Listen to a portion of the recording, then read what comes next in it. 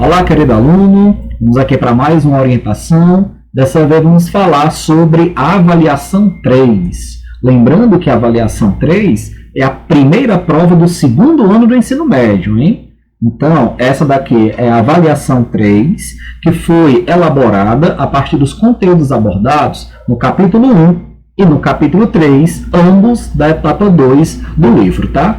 O capítulo 1 está na página 184, e o título é o seguinte, olha só: o descarte dos materiais que utilizamos, como era, como é.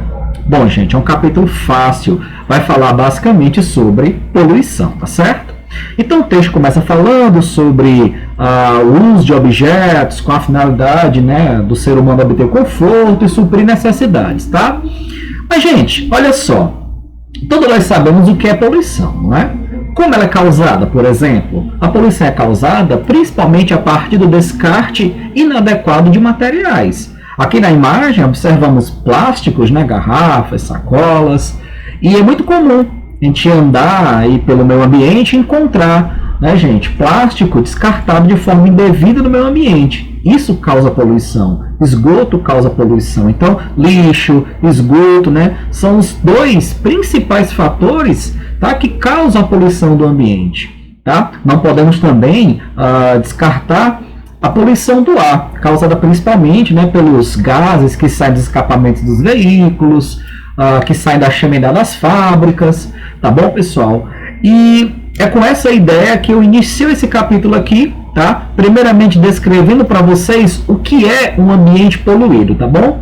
E bem aqui assim nós vemos a imagem do rio Tietê, tá? Na qual aqui é um rio bastante poluído, todos nós já vamos falar, né, pessoal, do rio Tietê, tá certo? E claro, vocês sabem que nesse ambiente aqui é impossível que qualquer meio de vida se desenvolva nele, tá? Aqui, pessoal, não pode ter peixe, plantas aquáticas, enfim. Nenhum meio de vida é capaz de se desenvolver aqui nesse ambiente. Não iria existir nenhum tipo de qualidade de vida, incluindo nós seres humanos, não é? Então, um passeio aqui nessa margem aí, né, um passeio romântico, aqui na beira do rio Tietê, não seria nada agradável, por conta do mau cheiro, insetos, enfim, tá? Então, pessoal, o que é poluição ambiental? Vamos observar aqui, né, esse parágrafo, que é bem interessante, ele vai basicamente mostrar o que é poluição ambiental. Então, o ambiente é considerado poluído quando deixa de apresentar condições adequadas para manter a qualidade e diversidade da vida do conjunto dos seres que nele vivem, incluindo o ser humano, não é? Então, gente, um ambiente poluído é aquele ambiente que está modificado a ponto de impedir que qualquer meio de vida se desenvolva nele, tá? Os principais fatores que causam a poluição basicamente é o descarte de materiais de forma inadequada, de forma indevida, proveniente de hospitais, proveniente do setor industrial e, claro, né, pessoal, proveniente das nossas casas, tá bom? Portanto, aqui teremos alguns tópicos que mostram os tipos de poluição. Uma poluição química, causada por agentes químicos e substâncias químicas descartadas aí no meio ambiente. Poluição sonora, causada por barulhos intensos, né, pessoal, até trazendo desconforto aos nossos ouvidos, tá? A poluição térmica causada por calor intenso, como por exemplo em ambientes que está cheio de gente, né, aquela aglomeração de pessoas causa poluição térmica, né, o ambiente fica mais quente e tal. Poluição radioativa causada por radioatividade, tá? E a poluição biológica, aquela causada por bactérias, vírus, né, espalhados pelo ar, pelos ambientes, como em banheiros públicos e hospitais, tá bom? E você é um agente poluidor? Responda essas perguntas aqui. Entendi 1 a 6, né? Não precisa responder escrevendo, não. Responda na sua cabeça. Se você pratica os 6 itens que estão aqui, as 6, né, atividades que estão aqui, pessoal, descritas, você pode ou não ser um agente poluidor, tá certo?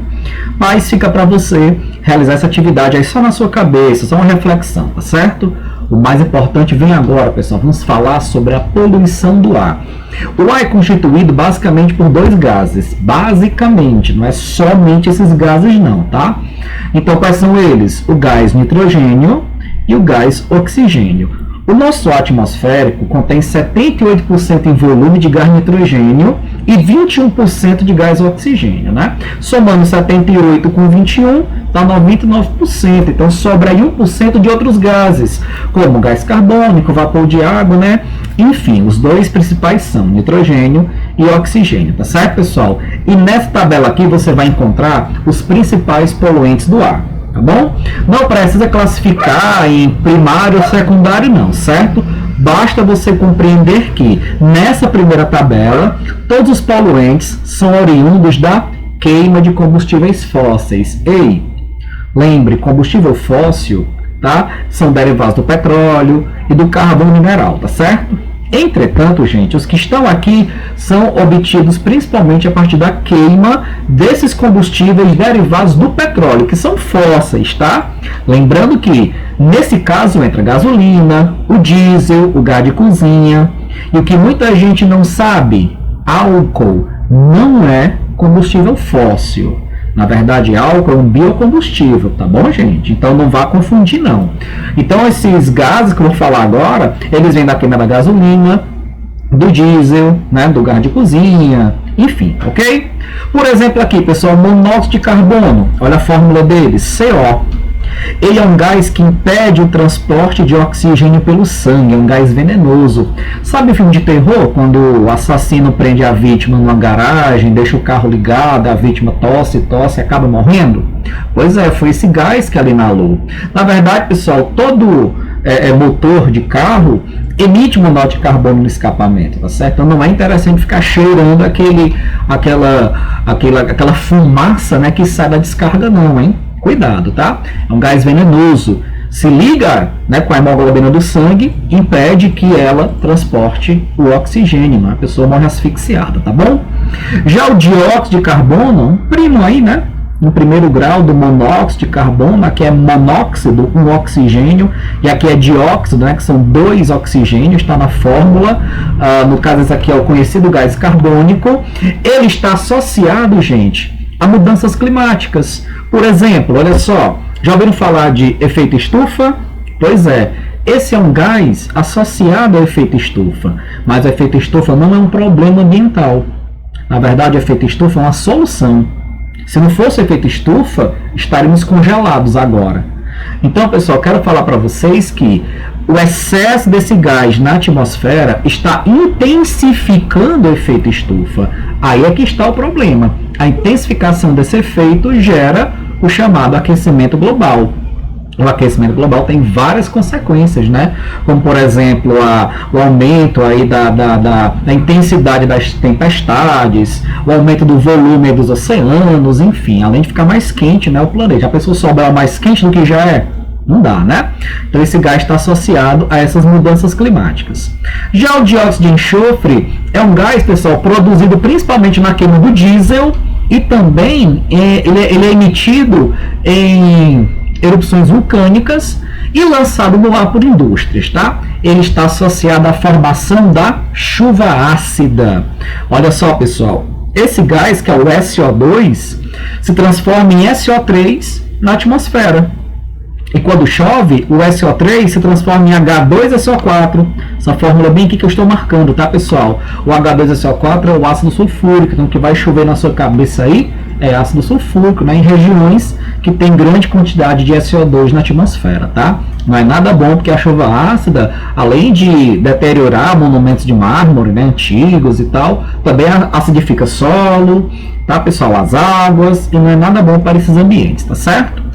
E os óxidos de nitrogênio, que não é só um, temos aqui o monóxido, o dióxido, o tetróxido, né, de nitrogênio, são gases que também estão associados à formação da chuva ácida, tá certo? Eles formam ácido nítrico, ok? Isso aqui é o mais importante, tá, pessoal? Vocês pegarem para essa avaliação, tá? Então, monóxido de carbono, gás venenoso, dióxido, associado à intensificação do efeito estufa, conhecido como aquecimento global, dióxido de enxofre, chuva ácida e, por último, os óxidos de nitrogênio também associados à formação da chuva ácida. Achou que tinha acabado? Tem mais. Material particulado. Quem nunca viu ônibus, né, aqueles veículos mais antigos, emitindo aquela fumaça preta, não é? Então, cada pontinho preto daquele é material particulado. Quer dizer o que é isso? O que é material particulado? Material sólido. Aqueles pontinhos pretos, tá, gente? São sólidos que são eliminados ali naquela fumaça. Isso causa grandes problemas ao sistema respiratório, tá? Cuidado. Metano, também associado ao aquecimento global. Inclusive, ele é 21 vezes mais intensificador desse efeito do que o próprio dióxido de carbono, que já conversamos sobre ele, tá? Ele é produzido em lixão, em esgoto, tá, pessoal? E também em grandes quantidades por bovinos e outros ruminantes, não é? Na flatulência desses animais, tá certo? Então, é um dos principais gases associados à intensificação do efeito estufa, tá? Hidrocarbonetos, que são compostos formados apenas por átomos de hidrogênio e carbono. Gasolina, uma mistura de hidrocarbonetos, não é? Aí tem gente que fala assim, professor, eu adoro cheirar gasolina, eu acho cheiroso aquele odor ali. Cuidado, pessoal. Esses hidrocarbonetos, existem alguns que são cancerígenos. Não vai ficar cheirando gasolina em posto, não, tá certo? Então tomem cuidado, tá? O ozônio, que é um gás muito bom, mas lá em cima, na estratosfera, onde ele é produzido. A estratosfera, pessoal, é uma região da atmosfera que está mais ou menos de 15 a 30 quilômetros de altura. E na estratosfera, esse gás absorve parte da radiação solar, essa radiação emitida pelo Sol, e serve como escudo, um filtro. Se não fosse esse gás, todos nós já teríamos câncer de pele, tá? Porque o Sol seria mais agressivo do que ele já é. Mas com esse gás, pessoal, o Sol, apesar de ser muito agressivo, não é tão agressivo como ele seria se esse gás não existisse lá em cima, tá bom? Mas aqui embaixo, gente, em baixas altitudes, ele é um dos poluentes mais agressivos para os seres vivos, porque é um destruidor de diversos tipos de tecidos, tá? Então fiquem atentos, inclusive antigamente em casa a gente utilizava os ozonizadores, que são bebedouros que purificavam a água aplicando ozônio, né? Por ter propriedades bactericidas, tá certo? Bom, o etanol e esse PAN, que é o peróxiacetilnitrato, ambos são irritantes para os olhos, para as narinas, tá? E são produzidos a partir da queima do álcool, né, pessoal? Da queima incompleta do álcool, ok? Muito bem, pessoal. Então, saindo dessa parte aqui de poluentes gasosos, vamos falar sobre os poluentes das águas e do solo, tá certo? Começando pelos óleos vegetais e os derivados do petróleo.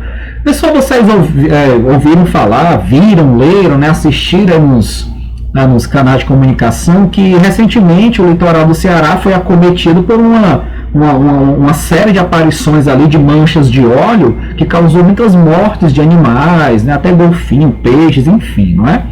Então, pessoal, o óleo não se dissolve na água. Óleo e água são líquidos immiscíveis, um não dissolve no outro, né? Eles não se misturam homogeneamente.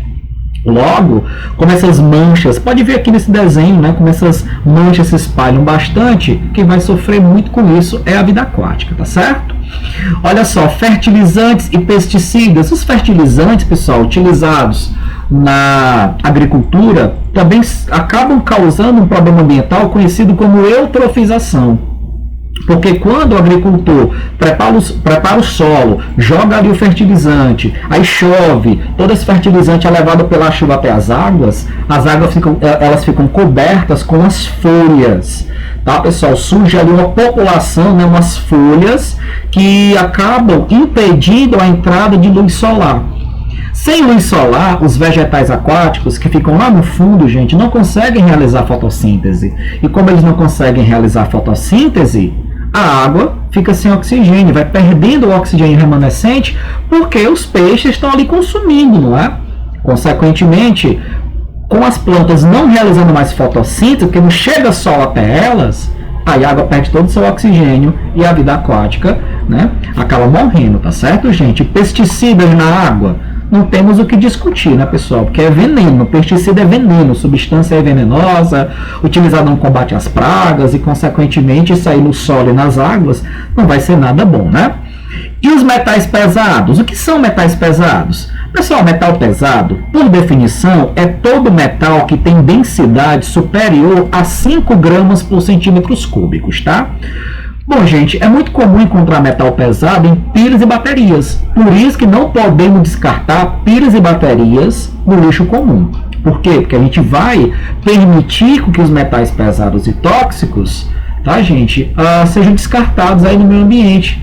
E isso vai, né, prejudicar tanto os seres vivos, os vegetais, quanto os animais, tá certo? Olha só, existe aí um processo chamado de bioacumulação, tá? Que quer dizer o quê? Quer dizer que esses metais conseguem se acumular nos organismos e acabam, né, prejudicando o desenvolvimento deles, tá certo, gente? Portanto, é importante vocês lembrarem que esses 4 aqui, pessoal, mercúrio, chumbo, cádmio e níquel, são os principais metais tóxicos e pesados, ok? A gente conclui esse capítulo aqui, queridos, falando sobre os detergentes sintéticos, né? Todo mundo sabe que é muito importante usar detergente para poder limpar superfícies, lavar a louça, lavar as mãos também, não é? E essa é a fórmula química da substância presente em um detergente, lauril sulfato de sódio, tá?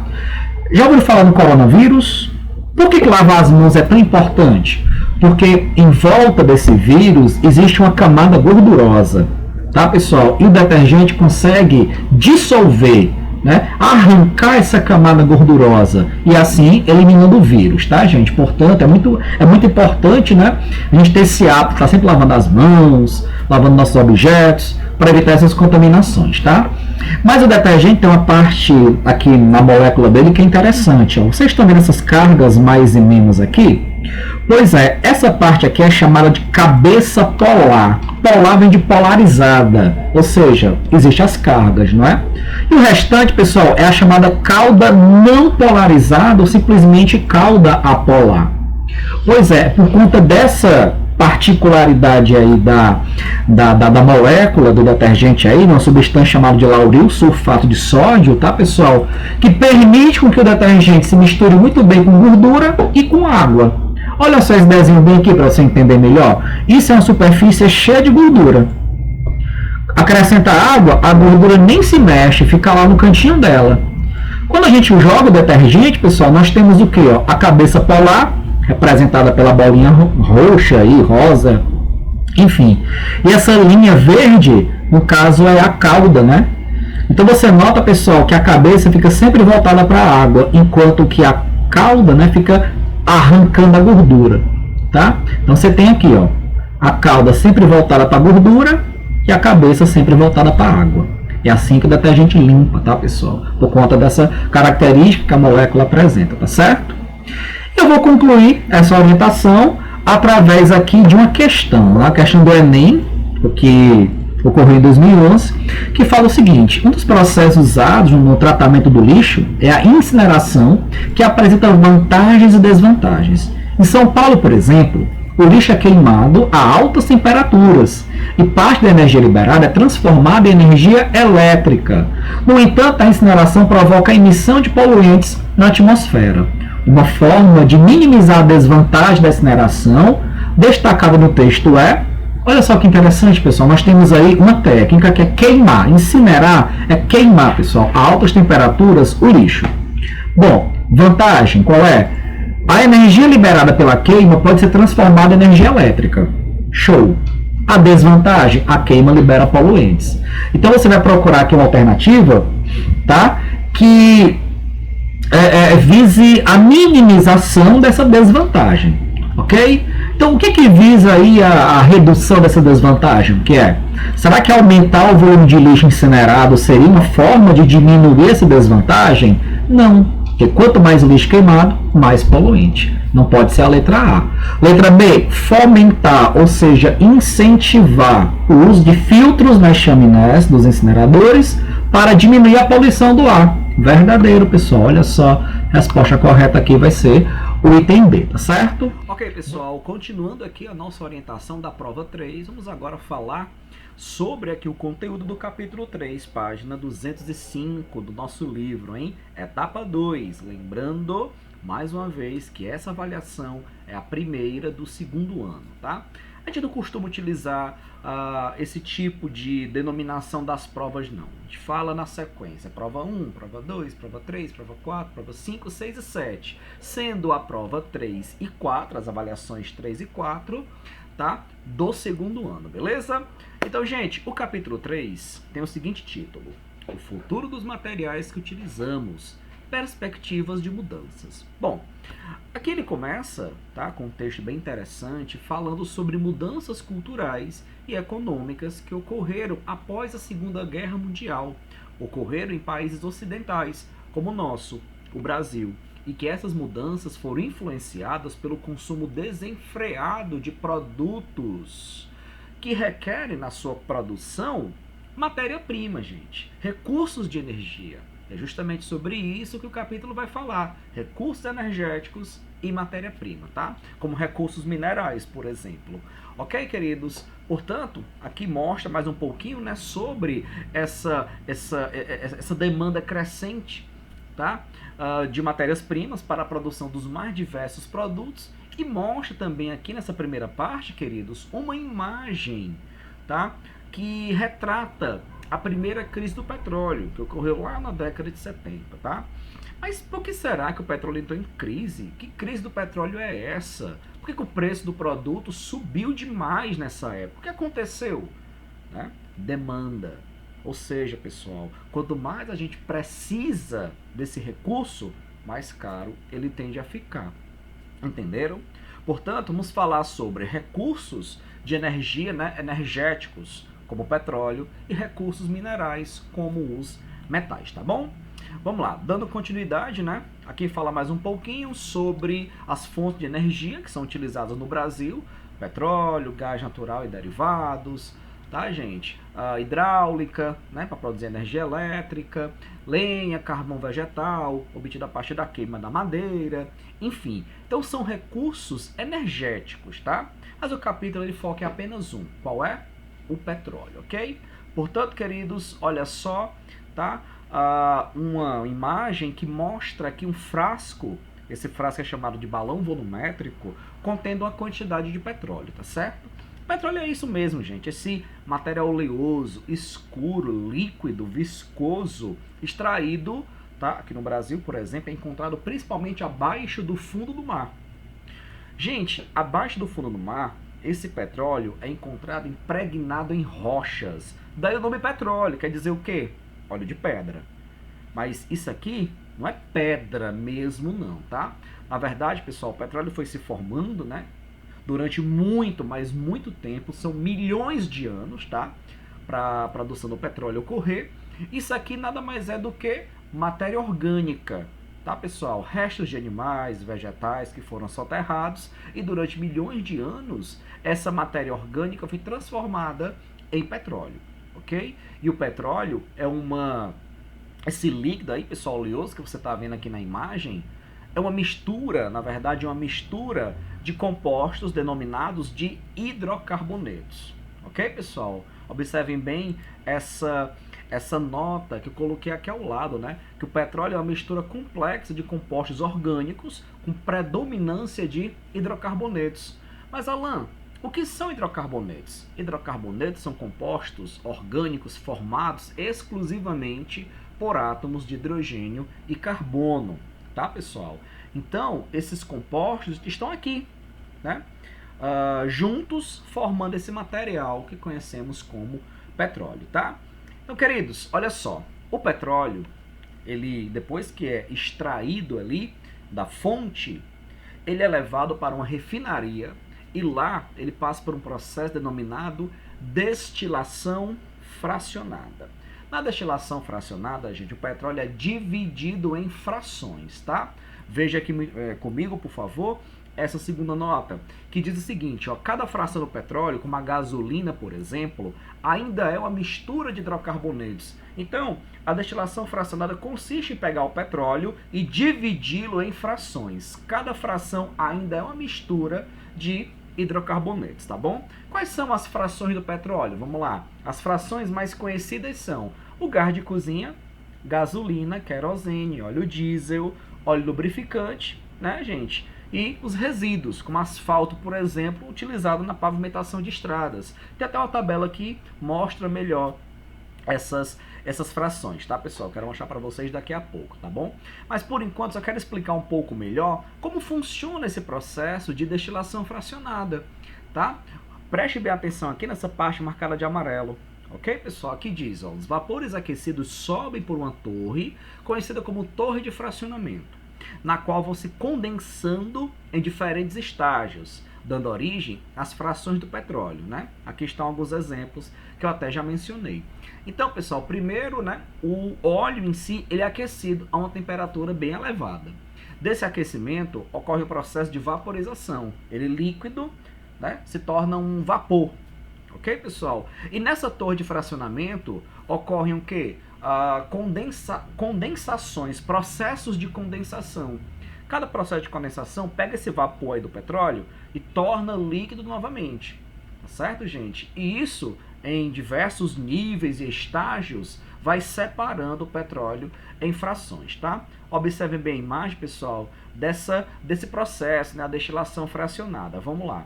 Então, o petróleo é colocado aqui, né, nesse tanque de armazenamento, na qual é bombeado, passa por uma fornalha muito quente, vai se distribuindo nesses níveis da torre de fracionamento.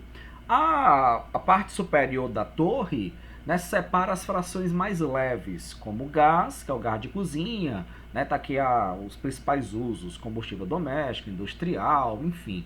Gasolina, que todos vocês conhecem, né, combustível automotivo. Querosene, aquela que era antigamente utilizada em lamparinas, né, por exemplo, tá, pessoal?